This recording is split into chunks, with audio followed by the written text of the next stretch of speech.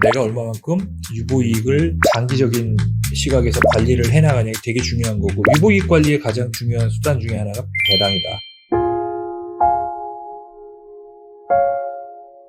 오늘은 배당정책관에서 말씀을 좀 드리겠습니다. 지금 현 정부 정책 기조 중에 배당이 되게 중요한 정책 방향이 되고 있고요. 아시겠지만 이제 뭐 코스피 지수를 5천까지 끌어올리겠다.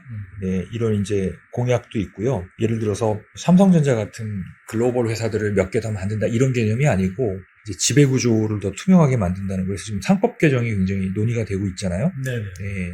그리고 이제 배당이 활성화되게 만든다. 배당이 활성화되려면 이제 세제상의 메리트를 주겠다. 이런 제도들로 인해서 주식 투자에 자금이 몰리게끔, 또 최근에 뭐 부동산에 대해서 한 가격 상승 억제 대책이 나왔잖아요. 그래서 가급적 현금이 주식 시장에 몰리게끔 하는 그런 이제 유인책을 쓰고 있습니다. 그래서 중소기업들도 배당에 대한 이제 정책이 세제상의 내용들이 완화가 되면 중소기업도 배당에 대한 좀 관심을 많이 가져야 되지 않을까. 한동안 초과 배당이 이슈가 있었죠. 예, 그랬다가 이제 초과 배당에 대해서 증여세가 과세가 되면서 20년 이후로는 이제 배당에 대한 관심도가 많이 식었는데, 이번에 7월, 8월쯤에 세제 개편안이 나오겠지만 투자자 입장이나 기업 입장에서 유리한 세제안이 발표될 거라고 생각을 하고 있는데, 어쨌든 이제 배당에 대한 여러 가지 좀 이야기들을 한번 나눠보도록 하겠습니다. 중소기업이 배당 정책을 펼치면 어떤 장점이 있는지를 한번 알아볼게요.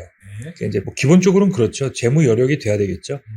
뭐 여력이 안 되는 기업들에게는 뭐 배당이 아무리 좋은 거라고 이야기해도 배당을 할 수 있는 여건이 안 되는 거고, 이 여건이 됨에도 불구하고 배당에 대한 오해와 편견, 이런 것들이 있어요. 그런 오해와 편견을 좀 버리시고 배당을 꾸준히 한 기업과 배당 정책을 소홀히 한 기업 간에 어떤 경영적인 좀 차이가 나는지를 좀 설명을 드리고 싶어 마련했습니다. 기본적으로 회사의 주인은 주주입니다. 그죠? 주주의 이익을 극대화하는 게 이제 주식회사의 목적이고, 주주 가치 극대화하는 방법은 크게 이제 두 가지가 있겠죠. 주주들에게 많은 이익을 환원해 주는 거예요. 이익을 환원해 주는 거고, 이익을 환원해 주는 방법에는 이제 배당이라는 방법이 있고, 시세 차익을 통해서 이익 실현해 주는 방법이죠. 근데 그동안 우리는 이 배당을 소홀히 했죠. 그렇죠. 예, 소홀히 한 원인 중에 뭐 여러 가지 배경이 있겠습니다만, 어쨌든 이제 세제가 가로막는 걸림돌 역할을 한 것도 맞아요. 왜냐하면 2천만 원만 넘으면 종합소득 과세가 되다 보니까 받는 사람 입장에서도 세부담이 너무 큰 거죠.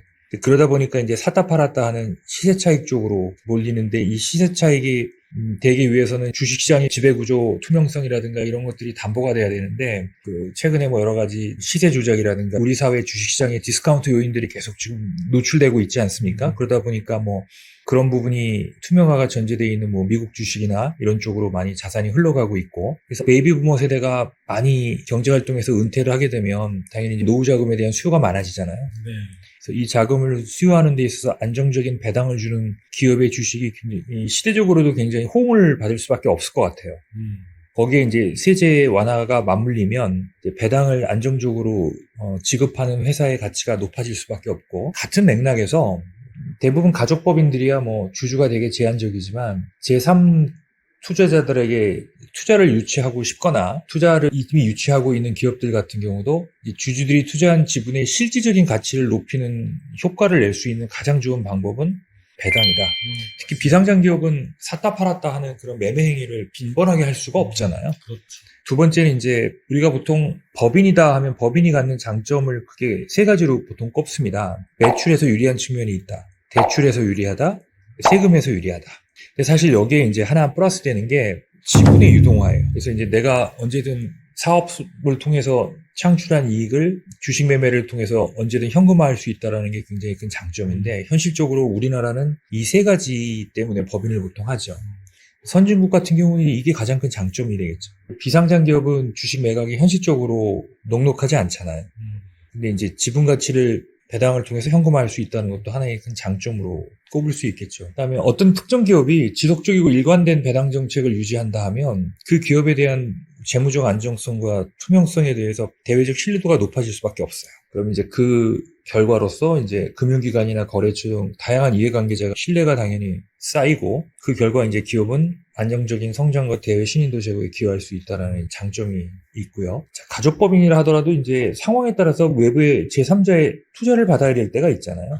물론 이제 투자를 받기 위해서 뭐 아이템도 괜찮다, 뭐 거래처가 우량하다, 재무 구조가 안정적이다. 자, 이렇게 실질적인 투자자한테 메리트 있는 이런 요인들이 있지만 사실 이제 여기에 덧붙여서 먼저 선행 투자한 투자자들에게 우리는 안정적인 배당을 제공하고 있다. 굉장히 투자 동인으로서의 가장 큰 또 요인이 되지 않을까 싶어요. 근데 이게 다 좋은데 내가 최초의 투자자야. 내가 모험 투자하는 거 아니야? 라고 하는 이제 투자자의 의구심이 들 수밖에 없겠죠. 근데 이미 선행 투자자들이 안정적인 배당을 받고 있다고 한다면 투자 의사결정을 내리기가 용이하겠죠. 그 대상이 뭐 가족이든 제3자든 상관없다고 제가 말씀드리는 거예요. 자, 유보이익 관리. 제가 늘 말씀드리지만 법인은 절세가 아니다. 이연이죠. 그렇죠. 과세 이연이다. 다만 유연한 과세 이연이다. 유보이익을 어떻게 관리하냐에 따라서 내가 개인일 때 절감된 부분을 보다 더 큰 절감을 할 수 있는 도 있고 아니면 실제 법인을 통해서 유보된 이익 한꺼번에 사회로 유출될 때는 개인인 경우보다 더 추가적인 세금 부담을 할 수도 있다. 그러니까 내가 얼마만큼 유보이익을 장기적인 시각에서 관리를 해나가냐가 되게 중요한 거고 유보이익 관리의 가장 중요한 수단 중에 하나가 배당이다. 그 다음에 이제 중소기업 중에 가지급이 빈번하게 생길 수밖에 없는 그런 경영 생태계를 갖고 있는 기업들이 많이 있잖아요.